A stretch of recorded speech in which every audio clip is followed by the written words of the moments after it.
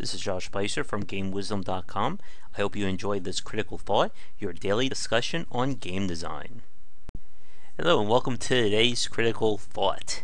I am recording this the day after the election, and as you know, it's been a very interesting night. The stress of the election and having a temp job for today has caused me to have literally 0 hours of sleep. And while I do have some thoughts on the whole election and all that, I know that's not why you're tuning into these videos, and maybe I'll record like a little addendum at some point when I'm not so tired. But as always, thank you to our subscribers, now at 906 here on YouTube. I hope everyone is enjoying the content, and for the first timers, be sure to subscribe, and be sure to vote for the 900 Let's Play. Your choices are going to be between plays of Fez, Aquaria, and Bastion.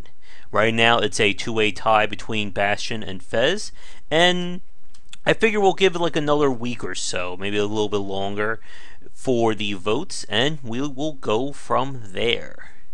Let's turn off the counter there. Now, I had a critical thought prepared for today, but working on 0 hours of sleep, I wanted to turn to something that I can talk about very easily, and something I may just literally be talking about in my sleep today, and that is one-note game design. This sounds more like a insult than it really is, but one-note game design is a term that I use to refer to games that are built on one singular mechanic or core gameplay loop. There's nothing else really driving or motivating the player. Traditionally, we see one-note game designs from the independent market.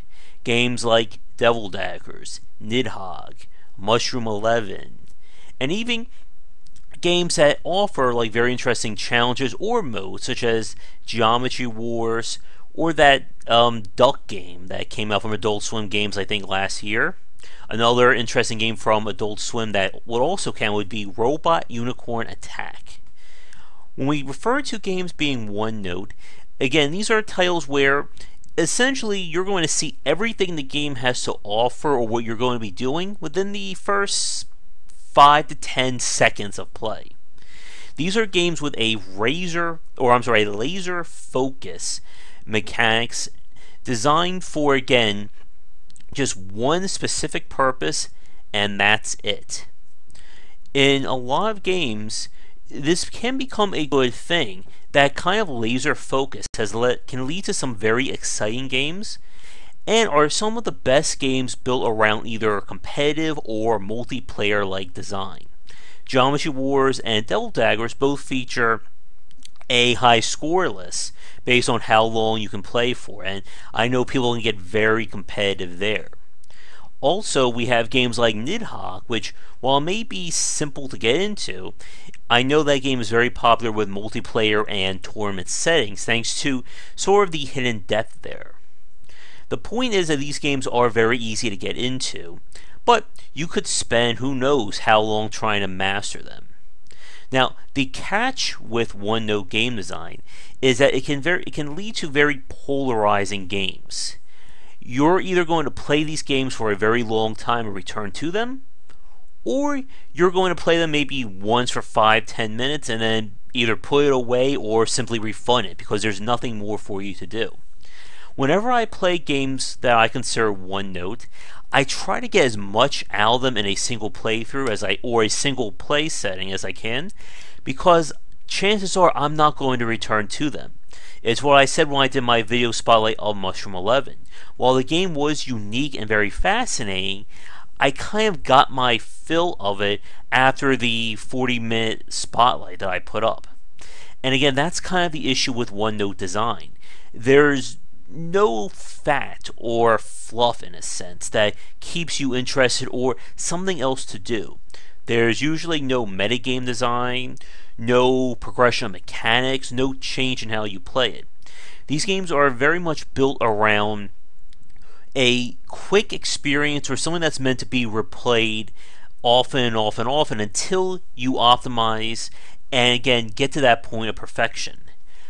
Just about every arcade game from the 80s was built around one-note design. Donkey Kong, Space Invaders, Q*bert, Pac-Man, you name it.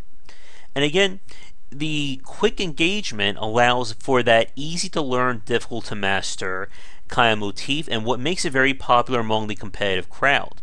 I mean, the King of Kong, that whole documentary and challenge there, is a pretty good example of how one-note design can breed competition.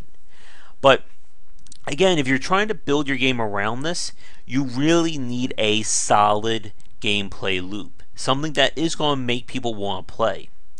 The other point is when you're talking about one-note game design, these are titles that you really can't, break someone's budget trying to get money out of them. It's going to be a stretch getting $10 to $15, much less $30, from a game that only has one game mechanic or one essentially core feedback loop. It's why Adult Swim Games has done really well with their titles, which are usually aimed at lower price points, but they're designed around a very limited engagement model. And again, it's something that if you enjoy, you can keep playing, until the cows come home. If you don't enjoy it, well, there's always the Steam refund option, or simply shelving until you have some friends interested. Now, that kind of difficult to master element is kind of interesting because, again, with a one-note mechanic, there's usually not a lot there to dig into. But with games like Devil Daggers, Nidhogg, Geometry Wars, the depth is more, again, about optimization and mastering the rules and quirks of the system.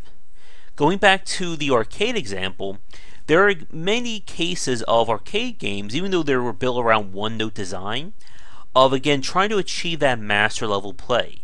And this goes back to the quote-unquote kill screen, or when a player gets so far into an arcade game that the programmers basically didn't account for it and the game just can't play itself anymore. It basically hits a fatal flaw. And again, these are games that are very simple, but they offer that level of mastery. And when you're trying to master a game built around one-note design, the player skill level, or the player skill curve, doesn't go all that high. It's more about figuring out how to deal with all the things the game throws at you. Classic games include enemies being faster, more enemies on screen, and just trying to overwhelm the player. Now, some of that was built on the idea of metrics-driven game design back in the arcade era. But for modern examples of one-note design, it's simply, again, about escalating the situation until the player gets overwhelmed. Now, with a game like Devil Daggers, though, you can see what master level play is all about. You can, if you own the game, you can watch all the record runs of the high scores, and you can watch whoever is considered the grand champion at the game at the moment. And while everyone is working on the exact same field, the top players, of course, know all the little tricks and all the master level knowledge built around a relatively simple gameplay loop. But as I said, one-note game designs or one-note games are very much a hit or miss among gamers. You're either going to love it or you're going to hate it.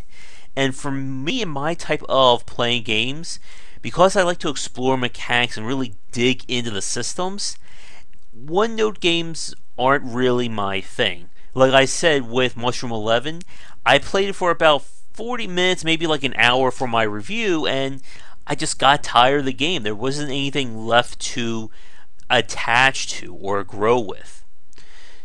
Compared to a game like Braid, which, while it does feature a very simple gameplay loop, the developers obviously expand on that with different rules for the worlds and different challenges with the puzzles. And that's a thing that separates games that are built around a main genre, like a platformer or a shooter, from something that's considered one note. In those games, there is growth. There is a change that happens as you play through the game. You cannot say that Super Mario Galaxy, for instance, just hits the player with the same kind of challenges. There is variety in the enemies, there's variety in the level design, and we could spend another 10 minutes talking about that easily. But I'm going to wrap up today's critical thought here with a simple question. For those of you watching this, what are your takes on one-note games? Do you enjoy them? Are there games that you tend to come back to, even though you've already played them, be in them, master them, etc. Like I said, if you enjoy them, you can have a game that you can play for years on end because they're designed around those quick engagements. If you don't, it's 5 to 10 minutes. But let me know in the comments below. Be sure to vote for the 900 Let's Play, as we are now very close to 1,000 subscribers. Once again, I'm Josh Bycer from GameWisdom.com. Thank you so much for watching today's Critical Thought. Hopefully I will stay awake and get some sleep tonight, and I'll be wide-eyed and ready to talk more about game design tomorrow with more great content here and on GameWisdom.com, where we examine the art and science of games. But for tonight, thanks for watching, and I'll see you all then. Take care. Thank you so much for watching this video. If you enjoy it, be sure to like and subscribe to the channel, and of course share with your friends. It always helps out. For daily posts on all manner of game design and industry topics, check out game-wisdom.com. To support the site and everything that I do, be sure to check out the Patreon campaign. If we can hit goals, it will mean more content for everyone to enjoy, and I'll be able to support myself and my household.